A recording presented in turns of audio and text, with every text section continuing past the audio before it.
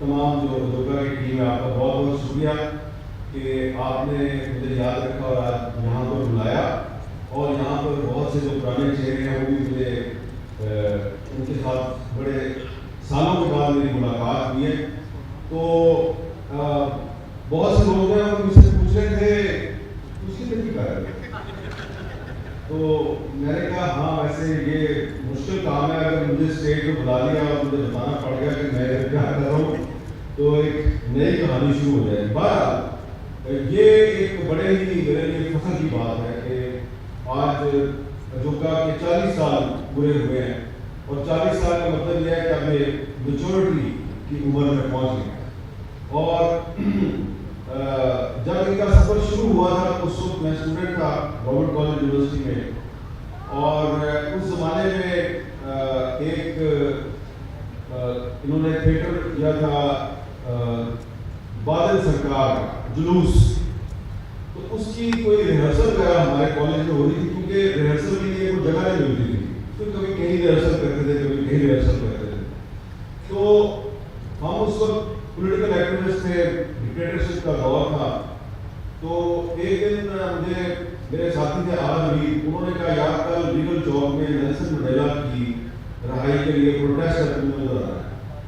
मैं उधर पहुंच गया तो वहां पे हम नारे लगा रहे थे नेल्सन मंडेला को रहा करो, नेल्सन मंडेला को रहा करो। तो जो लोग आ रहे थे वो पूछते थे यार नेल्सन मंडेला कौन है।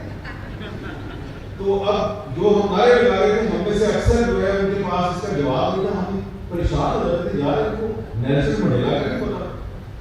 तो एक बुजुर्ग आए वो आके मुझे कहते हैं बेटा जी कौन है नेल्सन मंडेला। मैं कहा चाचा जी ये साउथ अफ्रीका का भगत सिंह है। तो उन्होंने कहा अच्छा वो भगत सिंह तो टेररिस्ट था। तो मैं चाचा जी के सवाल पड़ा। तो अब मैं जब लड़ाई कर रहा हूँ तो एक बुजुर्ग खातून ने मुझे रोका, बेटा इनसे लड़ते नहीं, इनको पता कुछ नहीं है। तो वो बुजुर्ग खातून जो है वो सारे पोस्टर्स और प्ले कार्ड वो लेके आए। वो थी नदिया कौर की वाला।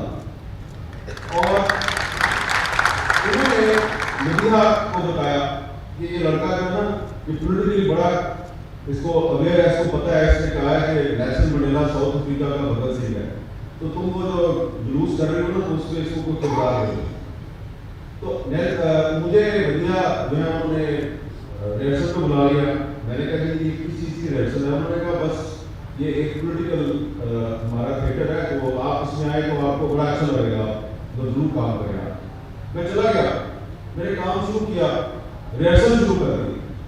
तो एक दिन वो हम हबीब जावेद साहब जो है बड़े मशहूर शायर थे, तो वो पार्टी हाउस हमारे कॉलेज की करीब ही थी। तो हम उनको अक्सर वहाँ से घेर के अपने पास कॉलेज की कैंटीन पे ले जाते थे। एक दिन उन्होंने देखा कि मैं वो जो थिएटर था कॉलेज का थिएटर था वो मैं वहाँ पे कोई रिहर्सल वगैरह कर रहा हूँ। उन्होंने पूछा काका क्या कर रहे हैं। मैं कहीं रिहर्सल कर रहे हैं। तो उन्होंने कहा अच्छा मैं भी देखता हूँ। उन्होंने हमारी रिहर्सल देखी, उसके बाद मुझे बुलाया, कहते हैं काका ये जो तेरा किरदार है ना ये तू इधर डूब के करना किरदार। मैं कहती हूँ वो क्यों। तेरा किरदार है डिक्टेटर का जिहड़ा लोगों को फेंटी लाता है, कोड़े मार रहा है, ठुड्डे ला रहा है, सुन कर रहा है। तू इतना डूब के करना किरदार के पूरी कौम तेरे को नफरत करे। लेकिन पूरी कौम मेरे से नफरत करेगी तो क्या होगा। और पुत्र फिर भी इनकलाब आएगा। तो उसने पूरी तरह बड़ी मेहनत की और फिर हमारा पहला ग्लोबल इंस्टीट्यूट में हुआ।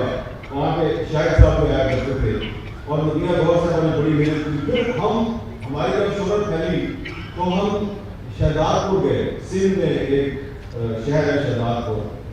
वहाँ जब हमने वो किया शो तो वहाँ पे पुलिस वाले आ गए और क्योंकि क्राउड बहुत ज़्यादा था, हज़ारों में था, तो गिरफ्तार नहीं कर सके। तो उन्होंने मैं उनके फोकस में था, मेरे फौजी वर्दी वगैरह पहनी हुई थी।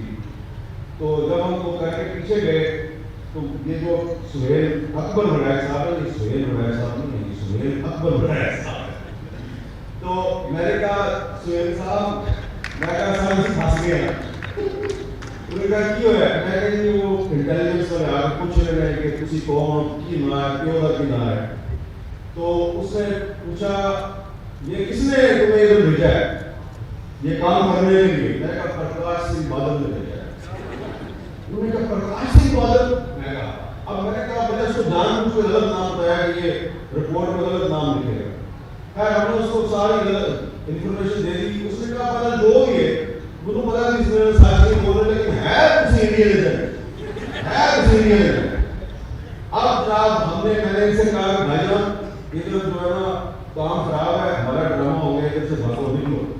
ये भी कराची भाग गया, मैं भी कराची भाग गया, और पीछे से पता चला हम पे पर्चा हो गया है शहजादपुर में, और उस पर्चे में जो लिखा गया है कि ये जो बंदे भेजे हैं प्रकाश सिंह बादल ने भेजे हैं वो इंडियन पंजाब का चीफ मिनिस्टर था। तो ये हमारा सफर इस तरह शुरू हुआ, और फिर ये मेरे भाई जो है और इनके साथी जिन्होंने शायद नदीम साहब और दिया गौर साहब की क़यादत में अपना सफर जारी रखा। तो ये जो जुलूस 40 साल पहले हमने निकाला था वो जुलूस अभी तक जारी है, और कोतवाल के खिलाफ जो नफरत फैलाने का काम है वो हमने अभी तक जारी रखा। बहुत बहुत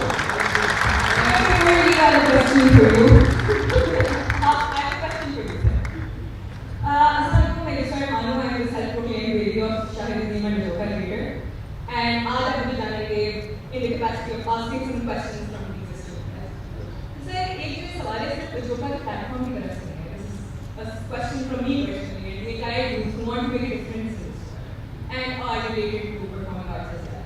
तो आप बताइए कि आपकी जोका के साथ जितनी भी आपके अदाकारी का जो एक्सपीरियंस है, how did it help you in आपका जो सहाफत का करियर है और आपका जो अवामी किरदार है हमें भी no, so how did performing art influence that?